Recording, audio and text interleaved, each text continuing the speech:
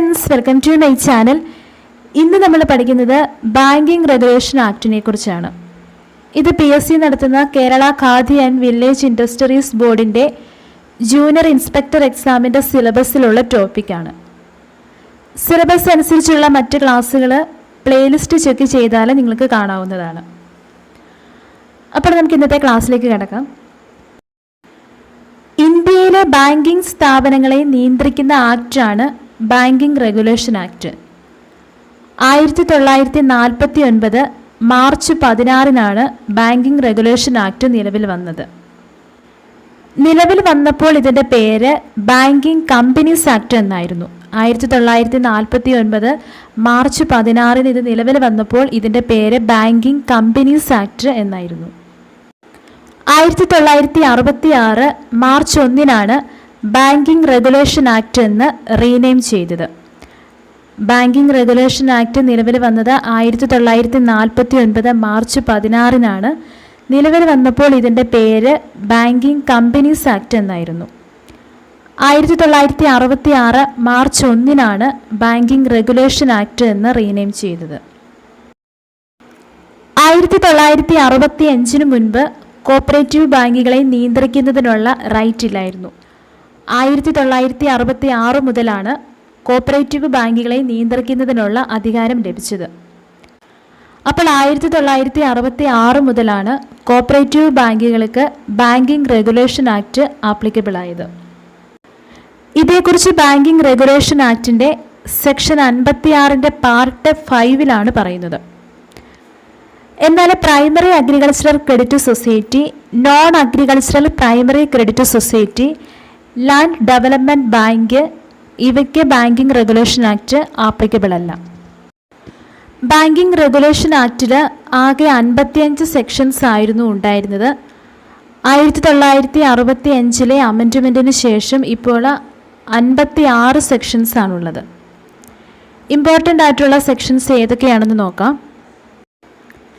Section 6 business allowed for a banking company. Banking കമ്പനിക്ക് ചെയ്യാൻ അനുവാദമുള്ള ബിസിനസ്, അതായത് lending or borrowing of money, issuing travellers cheque, dealing in bill of exchange, promissory note, dealing in bonds, shares, debentures തുടങ്ങിയ banking കമ്പനിക്ക് ചെയ്യാൻ അനുവാദമുള്ള ബിസിനസ്സിനെ കുറിച്ചാണ് സെക്ഷൻ 6 പറയുന്നത്. Section 8 prohibition on trading. ഒരു ബാങ്കിങ് കമ്പനിക്ക് ചെയ്യാൻ അനുവാദമില്ലാത്ത കാര്യങ്ങളാണ് സെക്ഷൻ 8 പറയുന്നത്. അതായത് buying and selling, exchange of goods തുടങ്ങിയ കാര്യങ്ങളിൽ ഡയറക്റ്റായിട്ടോ ഇൻഡയറക്റ്റ് ആയിട്ടോ ഇടപെടാനായിട്ട് അനുവാദമില്ല. എന്നാൽ ബാങ്കിങ് കമ്പനിയുടെ പൊസഷനിലുള്ള പ്രോപ്പർട്ടി സെല്ല് ചെയ്യാനുള്ള അധികാരമുണ്ട്. അതല്ലാതെയുള്ള ബൈയിങ് ആൻഡ് സെല്ലിങ്ങിൽ ഇടപെടാനായിട്ട് ബാങ്കിങ് കമ്പനികൾക്ക് അനുവാദമില്ല. Section 10BB power of reserve bank to appoint chairman or managing director of a banking company. ഒരു ബാങ്കിങ് കമ്പനിയുടെ മാനേജിംഗ് ഡയറക്ടറിനെ അപ്പോയിൻറ്റ് ചെയ്യാനുള്ള റിസർവ് ബാങ്കിൻ്റെ പവറിനെ കുറിച്ചാണ് സെക്ഷൻ 10BB പറയുന്നത്. Section 11 requirement as to minimum paid up capital and reserves. ഒരു bank സ്ഥാപിക്കണമെങ്കിൽ അതിനാവശ്യമായിട്ടുള്ള മിനിമം പെയ്ഡ് അപ്പ് ക്യാപിറ്റലിനെ കുറിച്ചും റിസർവ്സിനെ കുറിച്ചുമുള്ള കാര്യങ്ങളാണ് ഈ സെക്ഷനിൽ പറയുന്നത്. Section 12 regulation of paid up capital, subscribed capital and authorised capital and voting rights of shareholders. Section 12 paid up ക്യാപിറ്റലിൻ്റെ regulation, subscribed ക്യാപിറ്റലിൻ്റെ റെഗുലേഷൻ, ഓതറൈസ്ഡ് ക്യാപിറ്റലിൻ്റെ റെഗുലേഷൻ, അതുപോലെ ഷെയർ ഹോൾഡേഴ്സിനുള്ള വോട്ടിംഗ് റൈറ്റ് ഇവയെക്കുറിച്ചെല്ലാം പറയുന്നത്. Section 17 reserve fund. സെക്ഷൻ 17 പറയുന്നത് reserve ഫണ്ടിനെ കുറിച്ചാണ്. Section 18 cash reserve. Section 17 reserve ഫണ്ടിനെ കുറിച്ചും സെക്ഷൻ 18 ക്യാഷ് റിസർവിനെ കുറിച്ചുമാണ് പറയുന്നത്. Section 21 power of reserve bank to control advances by banking companies. Banking companies കൊടുക്കുന്ന ലോൺസ് ആൻഡ് അഡ്വാൻസസിനെ കൺട്രോൾ ചെയ്യാനുള്ള അധികാരത്തെക്കുറിച്ചാണ് സെക്ഷൻ 21 പറയുന്നത്. Section 21A rates of interest charged by banking companies. ഓരോ ബാങ്കിങ് കമ്പനികളും ചാർജ് ചെയ്യുന്ന റേറ്റിനെ കുറിച്ചാണ് സെക്ഷൻ 21A പറയുന്നത്. Section 21 subsection 1 licensing of banking companies. Banking കമ്പനികൾക്ക് ലൈസൻസ് കൊടുക്കുന്നതുമായിട്ട് ബന്ധപ്പെട്ട കാര്യങ്ങൾ പറയുന്നത് section 21 subsection 1 section 23 restrictions on opening of new and transfer of existing places of business. ഒരു സ്ഥലത്ത് പുതിയതായിട്ട് ബിസിനസ് തുടങ്ങുന്നതിന് അല്ലെങ്കിൽ ഒരു സ്ഥലത്ത് നിന്ന് മറ്റൊരു സ്ഥലത്തേക്ക് മാറ്റുന്നത്, ഇങ്ങനെയുള്ള കാര്യങ്ങളെക്കുറിച്ചുള്ള റെസ്ട്രിക്ഷൻസ് പറഞ്ഞിരിക്കുന്നത് section 23 section 29 accounts and balance sheet. അക്കൗണ്ട്സിനെ കുറിച്ചും ബാലൻസ് ഷീറ്റിനെ കുറിച്ചുമാണ് സെക്ഷൻ 29 പറയുന്നത്. അക്കൗണ്ട്സ് എങ്ങനെ ഫോളോ ചെയ്യണം, ഏത് തരത്തിൽ ബാലൻസ് ഷീറ്റ് പ്രിപ്പയർ ചെയ്യണം, ഇതുമായിട്ട് ബന്ധപ്പെട്ട കാര്യങ്ങളാണ് സെക്ഷൻ 29 പറയുന്നത്. അടുത്തത് section 36AE power of central government to acquire undertakings of banking companies in certain cases. ചില സാഹചര്യങ്ങളിൽ ബാങ്കിങ് കമ്പനികളുടെ സ്വത്തുവകകൾ സെൻട്രൽ ഗവൺമെൻറ്റിന് അക്വയർ ചെയ്യാനുള്ള പവറുണ്ട്. ഈ പവറിനെ കുറിച്ച് പറഞ്ഞിരിക്കുന്നതാണ് section 36AE. Section 44A procedure for amalgamation of banking companies. രണ്ട് ബാങ്കിങ് കമ്പനികളുടെ ലയനത്തെക്കുറിച്ചും അതിൻ്റെ പ്രൊസീജിയേഴ്സിനെ കുറിച്ചുമാണ് സെക്ഷൻ 44A പറയുന്നത്.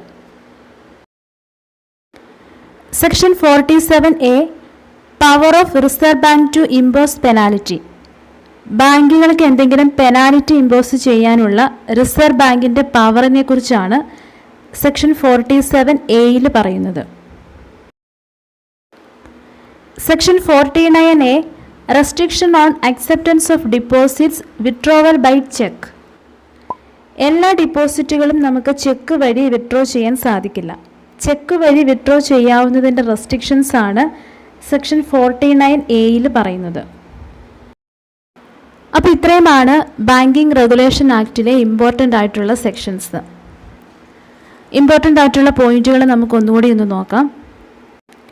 1949 മാർച്ച് 16 ബാങ്കിങ് റെഗുലേഷൻ ആക്ട് നിലവിൽ വന്നത്. നിലവിൽ വന്നപ്പോൾ ഇതിൻ്റെ പേര് ബാങ്കിങ് കമ്പനീസ് ആക്ട് എന്നായിരുന്നു. 1966 മാർച്ച് 1 ബാങ്കിങ് റെഗുലേഷൻ ആക്ട് എന്ന് റീനെയിം ചെയ്തത്. ബാങ്കിങ് റെഗുലേഷൻ ആക്ടിൽ ഇപ്പോൾ 56 സെക്ഷൻസ് ആണുള്ളത്. 1966 മുതലാണ് ബാങ്കിങ് റെഗുലേഷൻ ആക്ട് കോപ്പറേറ്റീവ് ബാങ്കുകൾക്ക് ആപ്ലിക്കബിൾ ആയത്. അപ്പോൾ നിങ്ങൾ എല്ലാവരും അറിഞ്ഞിട്ടുണ്ടെന്ന് വിശ്വസിക്കുന്നു. അറിയില്ലാത്തവർക്ക് വേണ്ടിയിട്ടാണ് പറയുന്നത്. CSEBയുടെ ഒരു നോട്ടിഫിക്കേഷൻ കൂടി വന്നിട്ടുണ്ട്. അസിസ്റ്റൻ്റ് മാനേജർ പോസ്റ്റിലേക്കാണ് അപേക്ഷ ക്ഷണിച്ചിരിക്കുന്നത്. ഒരു ഒഴിവ് മാത്രമാണ് ഉള്ളത്.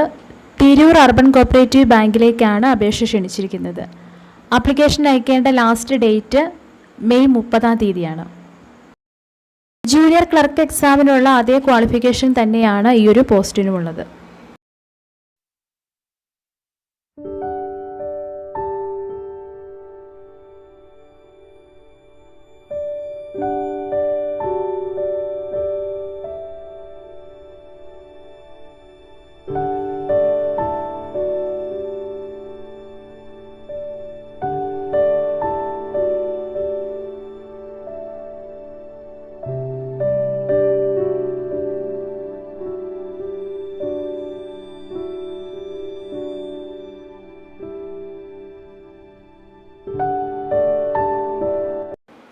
അപ്പോൾ നിങ്ങൾക്ക് ഈ വീഡിയോ ഇഷ്ടപ്പെട്ടിട്ടുണ്ടെങ്കിൽ ലൈക്ക് ചെയ്യുക, ഷെയർ ചെയ്യുക, കമൻറ്റ് ചെയ്യുക. അതുപോലെ ചാനൽ സബ്സ്ക്രൈബ് ചെയ്യാത്തവരുണ്ടെങ്കിൽ സബ്സ്ക്രൈബ് ചെയ്യാനും മറക്കരുത്. സബ്സ്ക്രൈബ് ചെയ്യുമ്പോൾ തൊട്ടടുത്തുള്ള ബെല്ലൈക്കൺ കൂടി ക്ലിക്ക് ചെയ്യുക. അതിൽ ഓൾ എന്ന ഓപ്ഷനാണ് ക്ലിക്ക് ചെയ്യേണ്ടത്. എന്നാൽ മാത്രമേ ഞാൻ വീഡിയോസ് അപ്ലോഡ് ചെയ്യുമ്പോൾ അപ്പോൾ തന്നെ നിങ്ങൾക്ക് നോട്ടിഫിക്കേഷനായിട്ട് വരികയുള്ളൂ. Thank you.